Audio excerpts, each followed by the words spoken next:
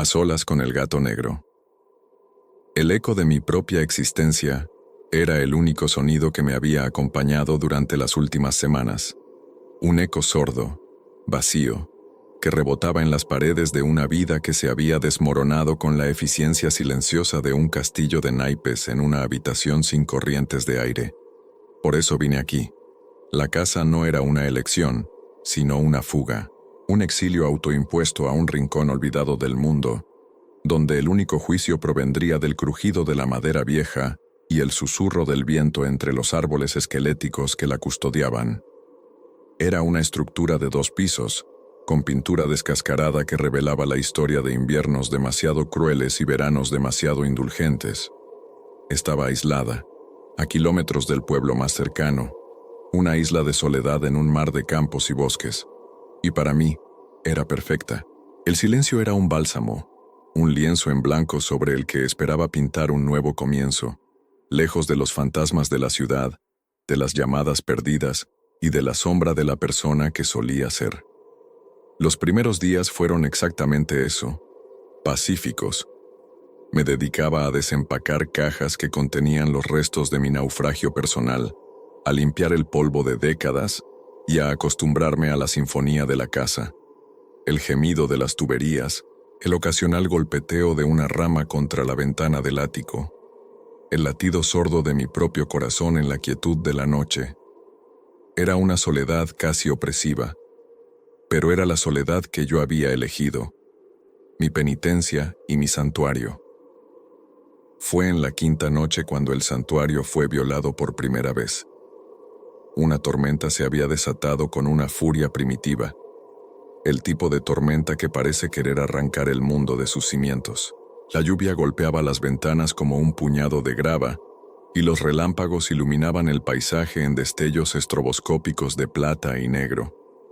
Estaba sentado en el salón, con una taza de té humeante entre las manos, observando el espectáculo caótico desde la seguridad de mi fortaleza. Fue entonces cuando lo vi. En el porche, justo en el umbral de la puerta, había una mancha de oscuridad más profunda que la propia noche. Un gato. Era negro, de un negro tan absoluto que parecía absorber la poca luz que había. Estaba empapado, pero extrañamente sereno, como una estatua de obsidiana inmune al diluvio. No maullaba, no temblaba. Simplemente estaba allí, mirándome a través del cristal de la puerta con unos ojos que brillaron con un verde antinatural, cuando un relámpago partió el cielo. Eran ojos que no parecían de un animal, sino de una inteligencia antigua y calculadora. Sentí un escalofrío, una punzada de inquietud, pero luego vi su delgadez, la forma en que el pelaje se pegaba a sus huesos, y la soledad que había estado cultivando se transformó en una punzada de empatía. Éramos 2 criaturas solitarias en medio de la tormenta. Tras un momento de duda, abrí la puerta. El gato no se movió. Simplemente me miró, como si esperara una invitación formal. Me hice a un lado, y con una fluidez que desmentía su aparente fragilidad, se deslizó dentro de la casa. Lo llamé Sombra. No parecía un nombre, sino una descripción. En los días que siguieron, el gato se convirtió en una presencia constante pero etérea en la casa. Su comportamiento era profundamente extraño. El silencio que yo había buscado en la casa, él lo personificaba. Nunca emitió un solo sonido, ni un maullido para pedir comida, ni un ronroneo cuando, en raras ocasiones, me permitía acariciar su lomo sedoso. Se movía con una gracia depredadora, sin hacer crujir una sola tabla del suelo, apareciendo y desapareciendo de las habitaciones como un pensamiento fugaz. Pasaba la mayor parte del tiempo en los rincones más oscuros, sentado perfectamente erguido, observándome. No era la mirada curiosa de una mascota, era una vigilancia intensa, analítica, como si estuviera midiendo mi alma, esperando algo. A veces, sentía su mirada en mi nuca y me giraba para encontrarlo al otro lado de la habitación, con sus ojos verdes fijos en mí, 2 esmeraldas ardiendo en la penumbra. No era reconfortante. Era desconcertante. La primera anomalía real ocurrió una noche, aproximadamente una semana después de su llegada. Estaba en mi estudio, intentando leer, pero el silencio de la casa ya no era pacífico. Se sentía expectante. De repente, un sonido agudo y claro rompió la quietud. Un tintineo metálico desde la cocina, en la planta baja. El sonido inconfundible de un cubierto cayendo sobre el suelo de baldosas. Me quedé helado, escuchando. Nada, solo el silencio regresando, más pesado que antes. Con el corazón latiendo un poco más rápido, bajé las escaleras. Encendí la luz de la cocina. Todo estaba en perfecto orden.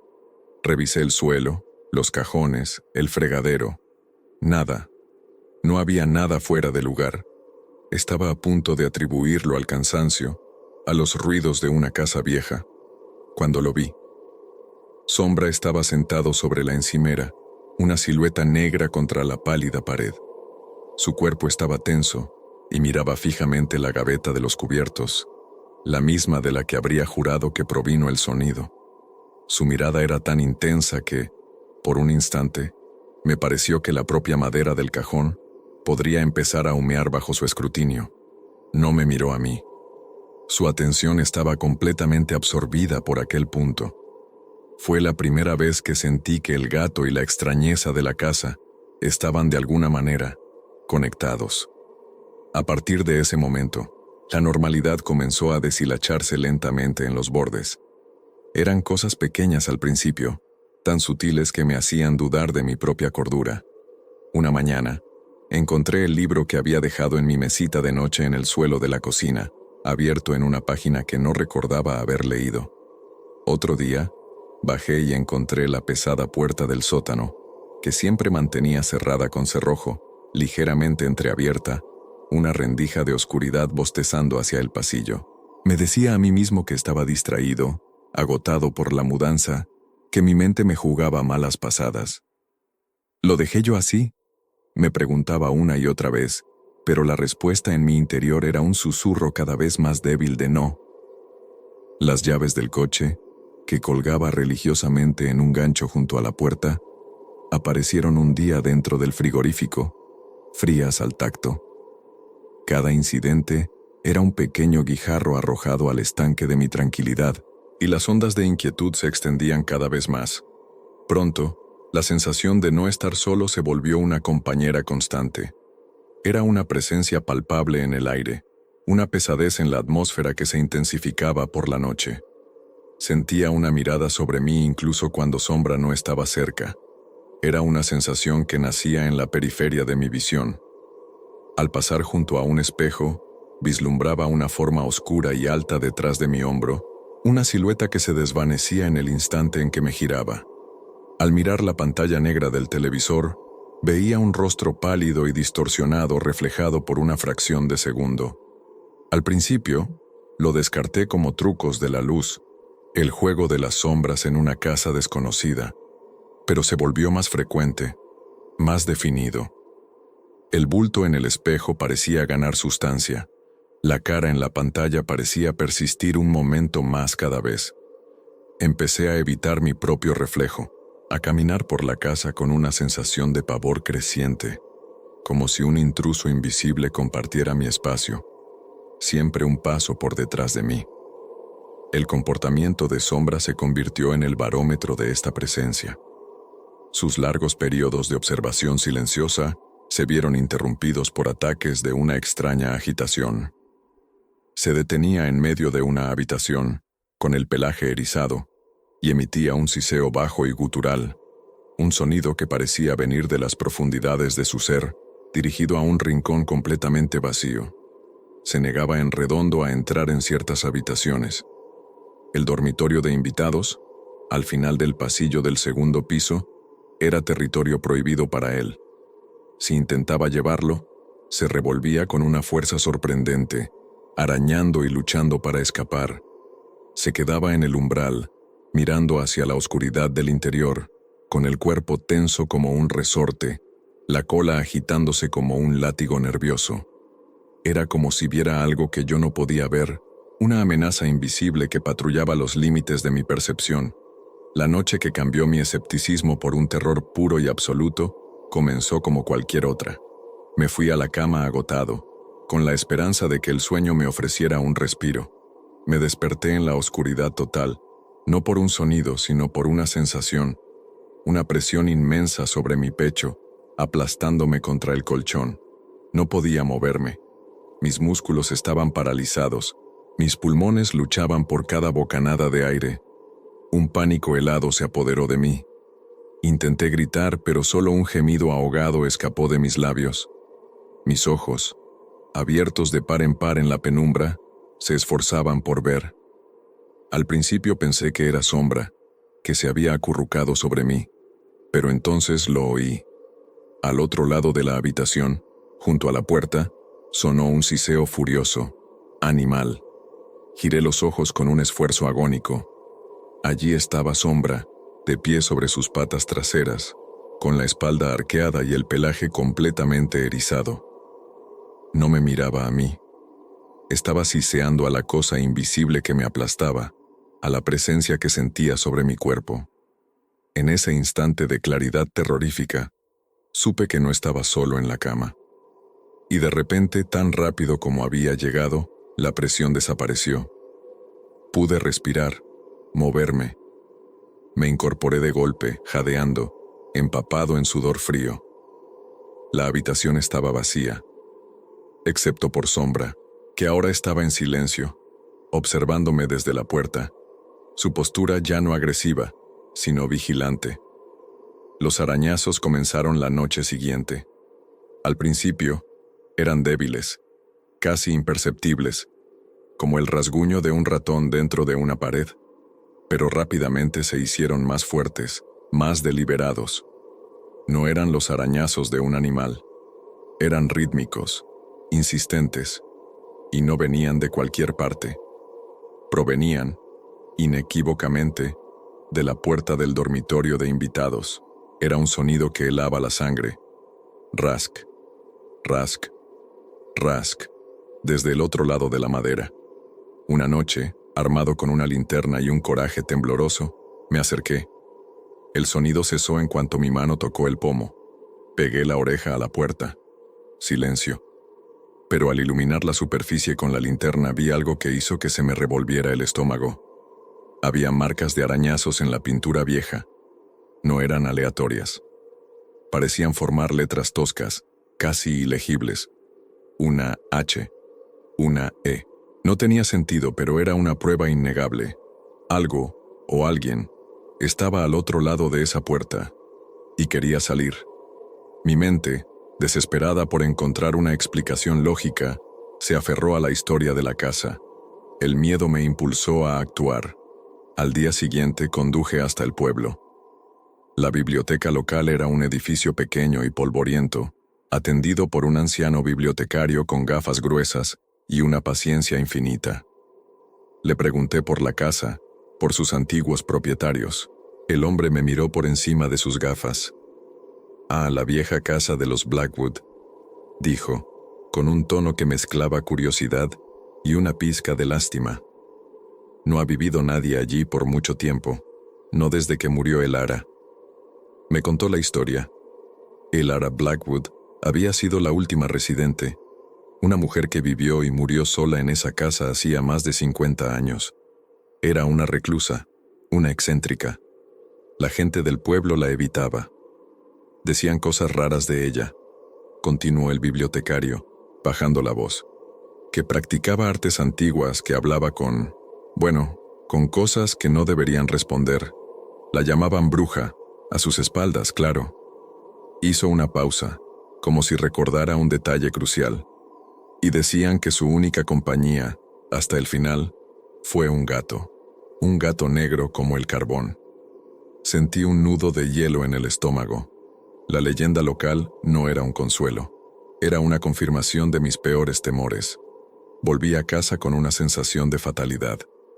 Cada crujido, cada sombra, parecía ahora cargado de intención. La casa ya no era mi refugio, era una jaula que compartía con algo antiguo y malévolo. y en el centro de todo estaba esa puerta. La puerta del dormitorio de invitados. Se había convertido en un monolito de mi miedo, el epicentro de la extrañeza que había infectado mi vida.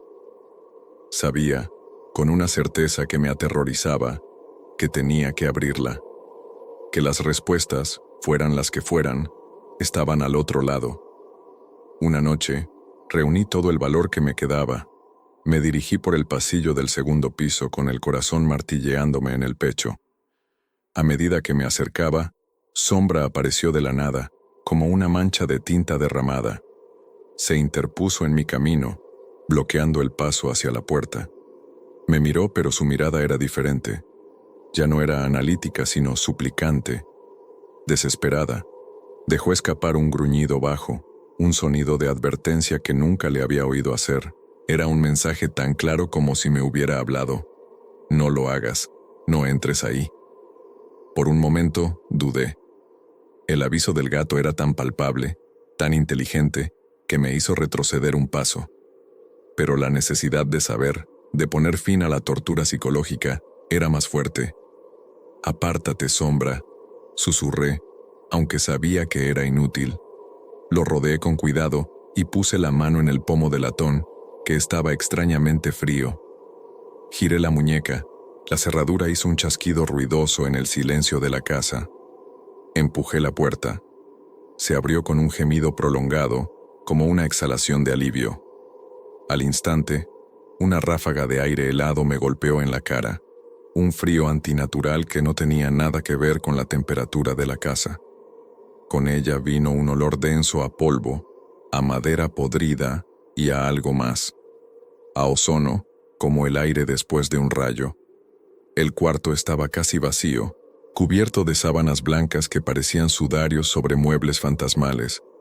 Pero en el centro exacto de la habitación había una única silla mecedora de madera oscura, y se estaba moviendo.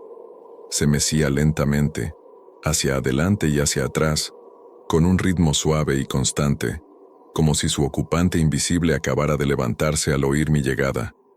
El pánico me atenazaba, pero una fuerza que no sabía que poseía me empujó a entrar. El aire era pesado, difícil de respirar. La silla mecedora se detuvo abruptamente en cuanto crucé el umbral. El silencio en la habitación era absoluto, una ausencia total de sonido que presionaba mis tímpanos. Mis ojos recorrieron el espacio desolado hasta que noté algo. Una de las tablas del suelo, cerca de la pared del fondo, parecía ligeramente levantada, fuera de lugar. Con manos temblorosas, usé la punta de mis dedos para hacer palanca. Cedió fácilmente. Debajo, en un pequeño hueco oscuro, había una caja rectangular de madera oscura sin adornos. La saqué. No pesaba mucho. Con el corazón en la garganta, levanté la tapa. Dentro, sobre un lecho de terciopelo descolorido, yacía un único objeto. Un diario encuadernado en cuero negro, agrietado por la edad. Me senté en el suelo polvoriento de aquella habitación helada y abrí el diario. La caligrafía era elegante, pero temblorosa, la de una mujer llamada Elara Blackwood. Mientras leía, un relato de décadas de soledad y terror se desplegaba ante mí. Elara no era una bruxa malévola, como decía la leyenda. Era una guardiana. Su familia había sido custodia de la casa durante generaciones, encargada de una tarea terrible: mantener contenida a una entidad que estaba atada a la propiedad. Una sombra hambrienta, como la llamaba ella, un ser de pura malevolencia que se alimentaba del miedo y la desesperación. Su diario describía los mismos fenómenos que yo había experimentado: los objetos movidos, los susurros, la sensación de ser observado, la presión en el pecho por la noche. Pero luego, leí el pasaje que lo cambió todo. «El guardián se ha manifestado de nuevo», escribió. «Vino con la tormenta, como siempre, negro como el vacío entre las estrellas, con ojos de esmeralda. Él es el barómetro y el cerrojo. Su presencia calma a la sombra, la mantiene a raya. No es mi gato, nunca lo ha sido. Es el espíritu de la casa, una defensa viviente que elige a quien debe continuar la vigilia. Mientras él esté aquí, estoy a salvo, pero sé que la sombra se hace más fuerte, y yo me hago más débil. Comprendí con una claridad espantosa. Sombra. El gato no era el presagio de la maldición, era el protector, el guardián. Llegué a la última página del diario. La tinta estaba más desvaída, la letra casi un garabato desesperado. Mi tiempo se acaba. La sombra lo sabe. Empuja contra las paredes de su prisión. El guardián me observa, sabe que pronto tendré que irme. Pero no me temo, porque sé que él no abandonará la casa. Esperará. Esperará al siguiente. A la siguiente alma solitaria que necesite un hogar. A la siguiente persona lo suficientemente fuerte para tomar mi lugar. Si estás leyendo esto, es porque te ha elegido. Ahora es tu vigilia. En el instante en que mis ojos leyeron la última palabra, la casa pareció exhalar un suspiro de maldad pura. La puerta del dormitorio se cerró de un portazo que sacudió los cimientos. Las luces de toda la casa parpadearon salvajemente antes de apagarse, sumiéndome en una oscuridad casi total, solo rota por la pálida luz de la luna que se filtraba por la ventana sucia. Los susurros ya no eran susurros. Se convirtieron en una voz, una cacofonía de voces que siseaban mi nombre desde todas las direcciones. Y en el pasillo, justo al otro lado del umbral, la oscuridad se coaguló. La mancha que había visto en mis reflejos tomó forma. Era alta, antinaturalmente delgada, una silueta hecha de noche y movimiento incorrecto, con una ausencia de rasgos que era más aterradora que cualquier monstruosidad. La sombra era real, y estaba libre. La figura se deslizó hacia mí, no caminaba, fluía sobre el suelo como humo denso. Un frío que quemaba emanaba de ella, y el aire se llenó de un olor a tierra de tumba y desesperación. Yo estaba paralizado, clavado en el sitio por un terror tan absoluto que me robó el aliento y los pensamientos. Era el final. La sombra levantó un apéndice que era a la vez un brazo y un tentáculo, y se abalanzó sobre mí. Cerré los ojos esperando el contacto helado, pero nunca llegó. En su lugar, un chillido agudo y furioso cortó el aire. Abrí los ojos. Sombra estaba allí, había saltado desde algún lugar en la oscuridad y se había interpuesto entre la entidad y yo. Pero no era el gato que yo conocía. Su pelaje negro parecía brillar con una luz interna oscura, y sus ojos verdes ardían como dos soles. No atacó físicamente. Se irguió sobre sus patas, arqueó la espalda y de él emanó una onda de pura fuerza silenciosa. Una sombra aún más profunda y antigua que la que tenía delante. Las dos fuerzas chocaron. No hubo sonido de impacto, sino un grito silencioso que resonó directamente en mi cráneo, una cacofonía de dolor y rabia. La figura de la sombra se convulsionó, se retorció como si estuviera siendo quemada por una luz invisible, con un último aullido que se sintió como una vibración en mis huesos. Se disipó, se deshizo en volutas de humo negro que fueron absorbidas por las paredes y el suelo, hasta que no quedó nada. El silencio que siguió fue más profundo y absoluto que cualquier silencio que hubiera conocido. La atmósfera opresiva se había desvanecido. El frío antinatural se había ido. La casa se sentía normal, ligera. Mi primer pensamiento fue para Sombra. Me arrodillé. El lugar donde había estado estaba vacío. «¡Sombra!», grité, mi voz ronca. Lo busqué frenéticamente por toda la habitación, luego por toda la casa. Corrí de un cuarto a otro, llamándolo, esperando ver sus ojos verdes en alguna esquina oscura. Pero no estaba en ninguna parte. Había desaparecido tan completamente como la entidad a la que se había enfrentado. Era como si el gato, el ser físico, nunca hubiera existido. Era un guardián, un espíritu, y cumplida su misión, se había desvanecido. Ahora estoy sentado en el mismo salón donde todo comenzó. La casa está en calma. Los crujidos son solo los de la madera vieja. El silencio es, una vez más, pacífico. He guardado el diario de Elara en la misma caja de madera y la he vuelto a colocar bajo la tabla del suelo. No he vendido la casa. No puedo. Entiendo mi lugar ahora. No soy simplemente su dueño, soy su custodio. He heredado la vigilia. La sombra no fue destruida, lo sé. Fue repelida, enviada de vuelta a su letargo. Y un día, podría despertar de nuevo. A veces, cuando la luz del atardecer entra por la ventana y proyecta largas sombras a través de la habitación, creo ver, por el rabillo del ojo, un parpadeo de oscuridad fluida, una silueta negra y silenciosa que se desvanece en cuanto la miro directamente. Y no siento miedo. Es un recordatorio de que no estoy realmente solo, y de que mi guardia, ahora, no ha hecho más que empezar. Epílogo. La jaula de silencio. Ha pasado un año, o tal vez 2. El tiempo ha perdido su filo aquí, en la quietud de la casa Blackwood. Las estaciones se suceden con una indiferencia metódica, pintando los bosques circundantes con paletas de verde, oro y blanco, pero dentro de estas paredes, el tiempo es una sustancia estancada, espesa como la miel. He aceptado mi papel. Soy el guardián. Ya no siento el pánico de aquellos primeros meses. El terror ha sido reemplazado por una extraña y solemne rutina.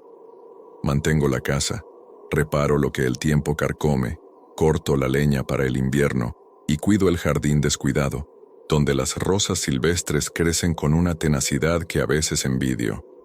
Mi vida es un ciclo de tareas sencillas, un monólogo silencioso en un escenario de madera y piedra. La presencia de la sombra, la entidad que una vez amenazó con consumirme, se ha desvanecido por completo. No hay susurros, ni objetos movidos, ni esa opresiva sensación de ser observado por una malevolencia invisible.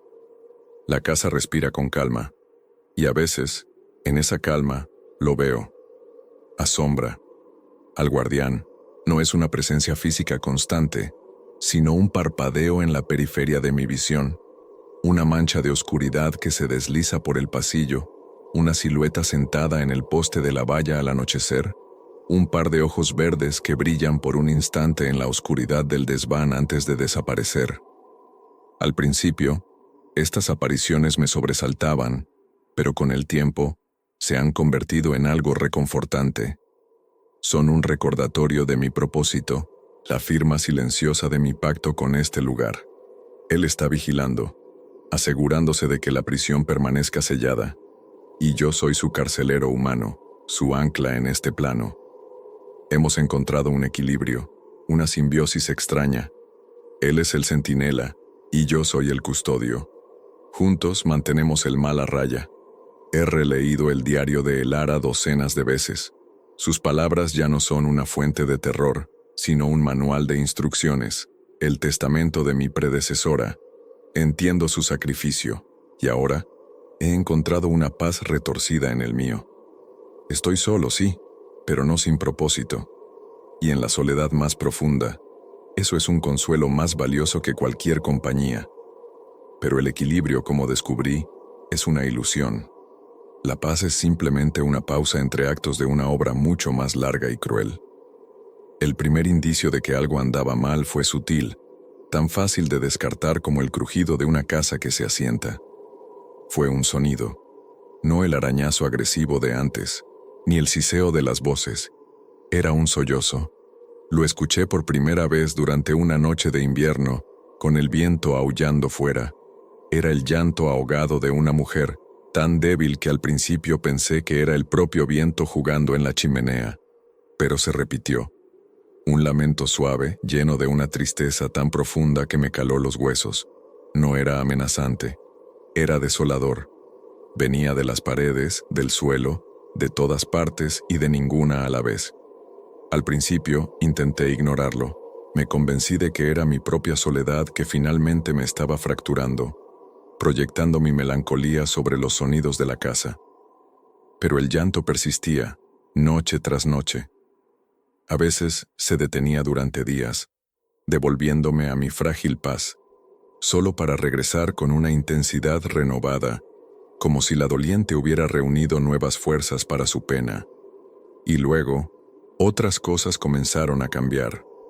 La naturaleza de los fenómenos ya no era caótica ni agresiva, era deliberada.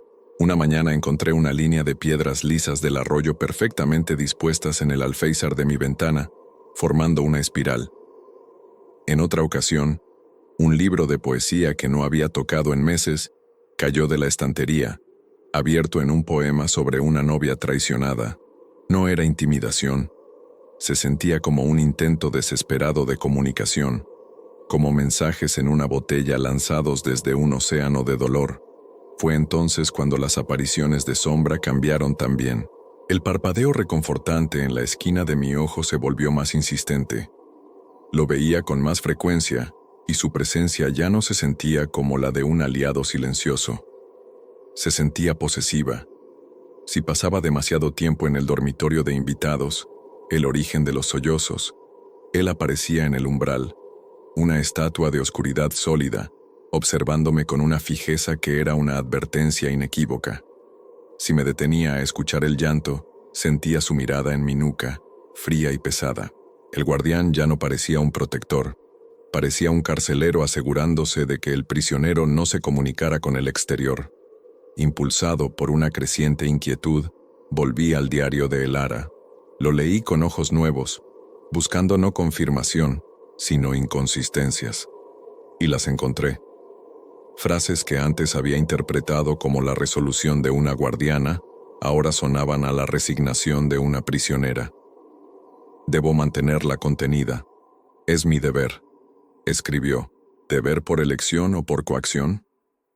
El guardián exige mi lealtad. Sin él, estaría perdida. ¿Perdida ante la sombra? ¿O simplemente perdida, incapaz de escapar? Su narrativa, que una vez me pareció tan clara, ahora estaba llena de ambigüedades, como un texto escrito bajo la mirada atenta de un censor. La duda, una vez plantada, creció como una mala hierba, enredándose en los cimientos de mi realidad. ¿Y si había entendido todo mal? ¿Y si mi victoria no fue una victoria en absoluto? La necesidad de respuestas se convirtió en una obsesión. El llanto de la mujer invisible era mi única guía. Parecía más fuerte en el dormitorio de invitados, específicamente cerca de la vieja chimenea de ladrillo que no se había usado en décadas. Una noche, mientras el lamento llenaba la habitación, me acerqué a ella. Pasé las manos por los ladrillos fríos y polvorientos. Uno de ellos, cerca de la base, se movió ligeramente bajo mi presión. Mi corazón dio un vuelco. Usando la punta de un atizador, hice palanca con cuidado. El ladrillo salió, revelando una cavidad oscura y estrecha detrás de él. Metí la mano dentro. Mis dedos rozaron algo quebradizo. Papel. Saqué un pequeño fajo de cartas, atadas con una cinta de seda descolorida. No formaban parte del diario. La caligrafía era la de Elara, pero el tono era completamente diferente. Eran cartas dirigidas a una hermana llamada Margaret, cartas que evidentemente nunca habían sido enviadas. Me senté en el suelo, con la única luz de mi linterna, y empecé a leer. Y el mundo que había construido se derrumbó a mi alrededor. Mi querida Margaret, comenzaba la primera carta. Si lees esto significa que he fallado. No sé cuánto tiempo más podré mantener esta farsa. La criatura que llaman el guardián no es un protector. Es nuestra maldición. La historia que me contaron a mí, es una mentira tejida para atraparnos. Mi sangre se heló. Continué leyendo, devorando las palabras desesperadas de Elara. La verdad era un veneno lento y paralizante. La sombra, la entidad que yo había combatido, no era un demonio. Era el espíritu de nuestra antepasada, Isabella Blackwood. Una mujer joven, traicionada por su propio marido por su dote, y asesinada en secreto en esta misma casa. Su cuerpo fue emparedado en los cimientos, su muerte disfrazada de una fuga repentina. Pero su espíritu, lleno de dolor y rabia por la traición, permaneció atado a la casa, incapaz de descansar. Los arañazos, los susurros, No eran ataques, eran sus intentos de ser escuchada, de revelar la ubicación de sus restos, de contar la historia de su asesinato. Y el gato, el guardián. El Ara lo describió con un terror visceral. No era un espíritu protector, era una entidad parasitaria, una antigua maldición unida a la línea de sangre de los Blackwood. Se alimentaba de la energía del espíritu torturado de Isabela, y para hacerlo, necesitaba un custodio humano que anclara la maldición a la casa, que reforzara las paredes de la prisión espiritual. El guardián no mantenía a Isabela dentro para proteger al mundo, la mantenía dentro para tener una fuente de alimento eterna, y obligaba a cada generación de custodios a perpetuar la mentira. El diario que yo había encontrado no era un regalo, era una herramienta de adoctrinamiento, una narrativa falsa escrita bajo la influencia y la amenaza del guardián para engañar al siguiente carcelero. El Ara vivió sus últimos años no como una guardiana heroica, sino como una prisionera aterrorizada, obligada a alimentar al monstruo y a silenciar a la víctima. La última carta era casi ilegible, manchada por lo que parecían lágrimas. Él sabe que estoy escribiendo esto, puedo sentirlo observándome. Me obliga a escribir en el otro diario, el de la mentira. Si alguien viene después de mí, rezaré para que sea más inteligente, más fuerte. Reza por Isabela, Margaret. Reza por todos nosotros. Estamos atrapados en su jaula de silencio. Dejé caer las cartas. Un sollozo, esta vez el mío, escapó de mi garganta. La verdad era una abominación, mi gran confrontación, mi sacrificio silencioso. No había sido una batalla heroica, había sido un acto de crueldad monstruosa. Cuando Sombra se enfrentó al espíritu de Isabela, no la estaba desterrando, la estaba subyugando, la estaba golpeando de nuevo hasta someterla, reforzando sus cadenas, silenciando sus gritos una vez más. Yo no había salvado la casa, me había convertido con orgullo y estupidez en el nuevo carcelero. El llanto que había estado escuchando era el de Isabela, su pena renovada por la llegada de otro Blackwood que perpetuaba su tormento. En ese momento, algo en la casa cambió. El llanto cesó. El silencio que cayó después no era pacífico. Era el silencio de la sumisión, el silencio de una esperanza finalmente extinguida. Y en ese silencio, escuché un nuevo sonido. Un sonido que nunca antes había oído en esta casa. Un ronroneo bajo, profundo y gutural, que no venía de un punto concreto, sino de las propias paredes de la casa. Era un sonido de pura y absoluta satisfacción, el sonido de un depredador que ha terminado su comida. El terror que sentí en ese momento hizo que mis experiencias anteriores parecieran un juego de niños. Este no era el miedo a lo desconocido, era el horror de la verdad conocida. Levanté la vista. En el umbral del dormitorio de invitados, ya no en la periferia, ya no como un parpadeo, estaba Sombra. Sentado, perfectamente visible a la luz de mi linterna. Me miraba con sus impenetrables ojos verdes, y por primera vez no vi inteligencia ni misterio en ellos.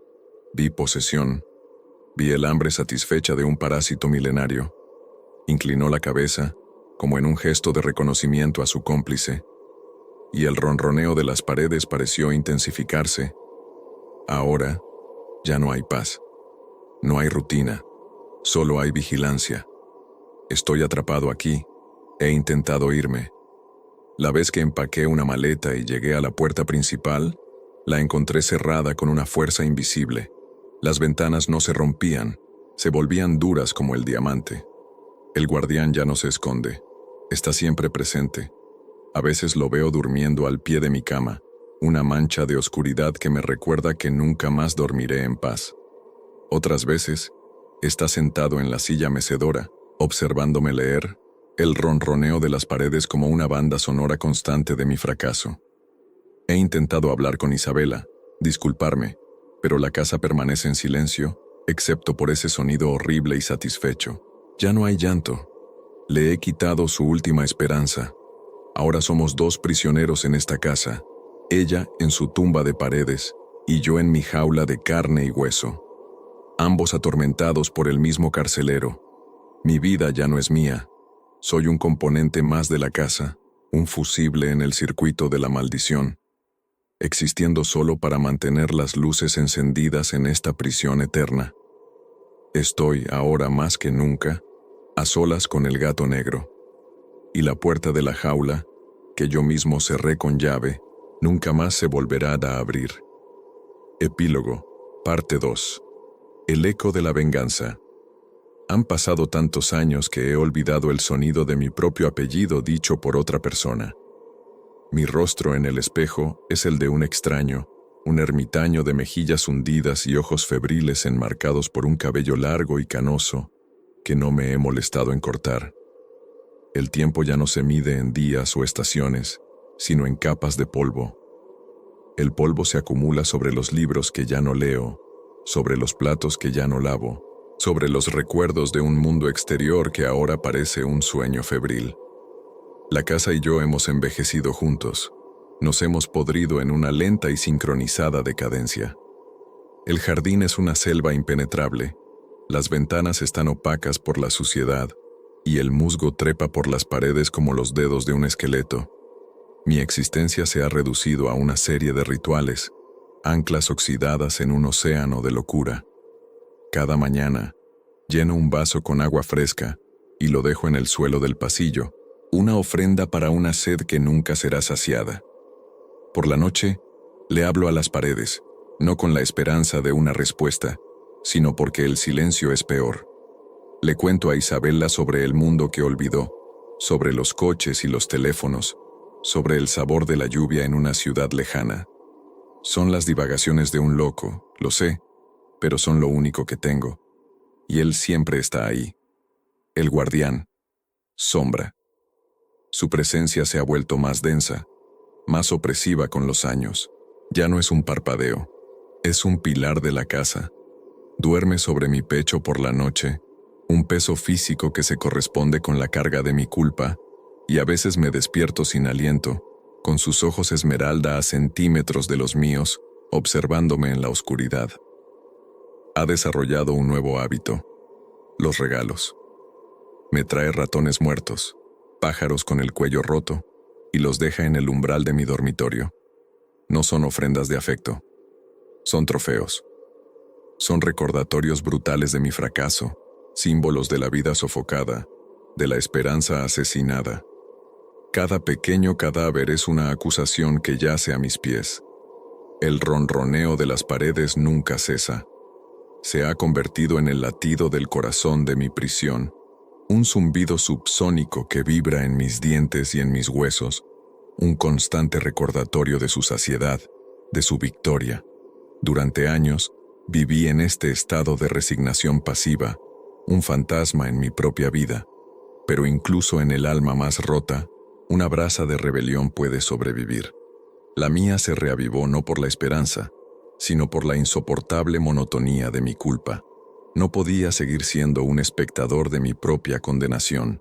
Tenía que hacer algo, no para escapar, sabía que era imposible, sino para intentar alcanzarla, para pedir perdón. Comencé una nueva serie de rituales, esta vez no de sumisión, sino de penitencia. Reuní los fragmentos de mi cordura y los concentré en un único propósito: comunicarme con Isabella. Le leía poesía en voz alta, de pie en medio del dormitorio de invitados, mi voz temblorosa llenando el aire viciado. Porque no podía detenerme para la muerte, amablemente se detuvo por mí. Recitaba, esperando que ella entendiera la ironía.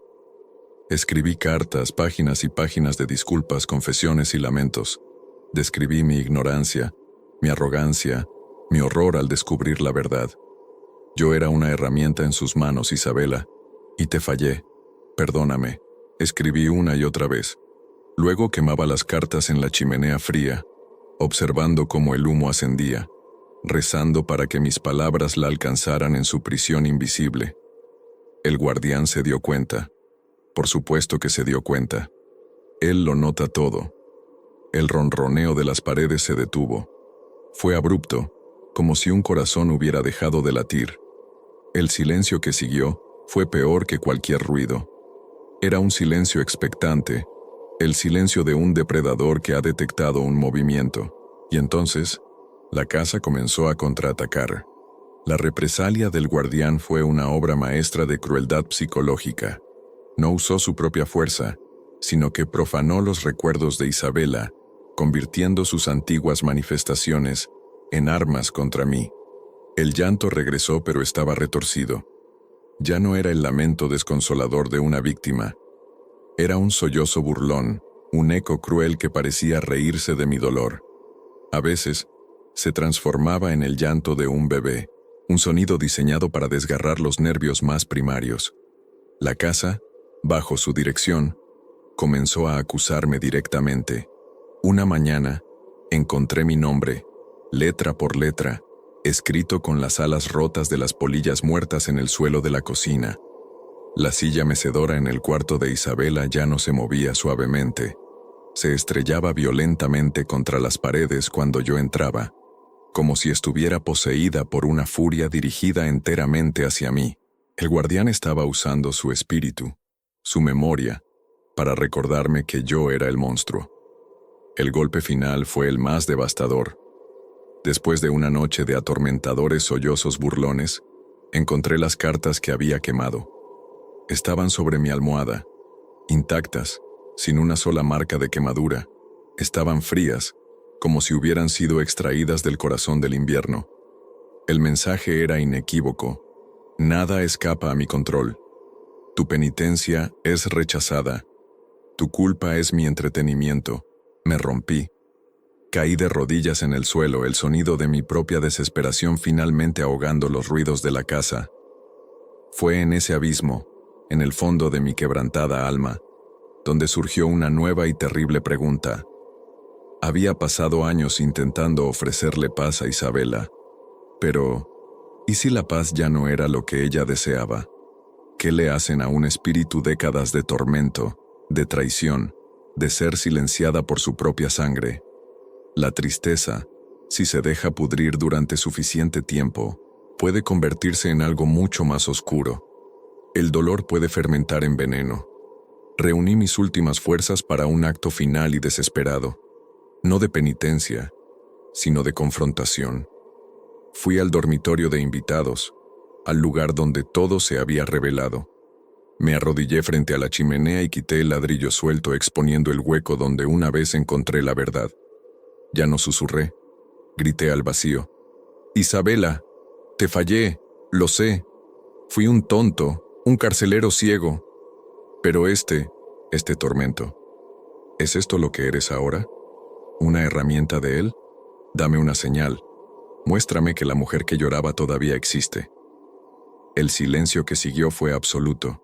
La casa contuvo el aliento. Esperé, con el corazón en la garganta, esperando un sollozo, un susurro, cualquier cosa. Y entonces una señal llegó. En la gruesa capa de polvo del suelo, frente a mí, las partículas comenzaron a moverse. Se arremolinaron lentamente, como limaduras de hierro atraídas por un imán invisible. Con una lentitud insoportable, formaron una palabra. Mis ojos se fijaron en ella, mi mente se negaba a procesar lo que veía. No era paz, no era ayuda. Era una palabra de 7 letras, trazada con una caligrafía temblorosa y furiosa. Venganza. Un escalofrío de hielo puro recorrió mi espina dorsal. Pero el horror no había terminado. Mientras miraba la palabra, el ronroneo regresó a las paredes. Pero esta vez, venía acompañado de un nuevo sonido. Un sonido que se filtraba desde el interior del ladrillo, desde debajo de las tablas del suelo, desde el propio aire a mi alrededor. Era una risa femenina, baja y seca, desprovista de cualquier alegría. Era el sonido de las hojas muertas raspando el pavimento. Era la risa de Isabela, y estaba perfectamente sincronizada con el ronroneo del guardián. La verdad final, la que se escondía incluso debajo de la primera, se estrelló contra mí con la fuerza de una lápida. El guardián no solo la había aprisionado, la había transformado, o, peor aún, habían llegado a un acuerdo. Años de ira y dolor la habían corroído, convirtiendo a la víctima en un ser tan malévolo como su carcelero. Ya no luchaban entre sí, eran socios, una simbiosis impía. Él le proporcionaba la prisión y la concentración de poder. Ella le proporcionaba la energía de su odio eterno, un odio que ahora ya no se dirigía a sus asesinos de antaño, sino al mundo de los vivos. A mí. Ya no estoy atrapado con un monstruo y su víctima. Estoy encerrado con dos monstruos que ahora trabajan en equipo. He fracasado tan absolutamente que he sido el catalizador de la creación de un nuevo mal. El ronroneo profundo y la risa seca y susurrante son ahora la única música de la casa. Se entrelazan, se superponen, creando una cacofonía que promete una eternidad de tormento no solo pasivo, sino activo y creativo. Mi prisión no es solo para mantenerme dentro, es para mantenerme cerca. Soy su juguete, soy su público, y cuando finalmente se cansen de mí, seré su primer plato. La venganza de Isabela acaba de empezar, y yo estoy en primera fila.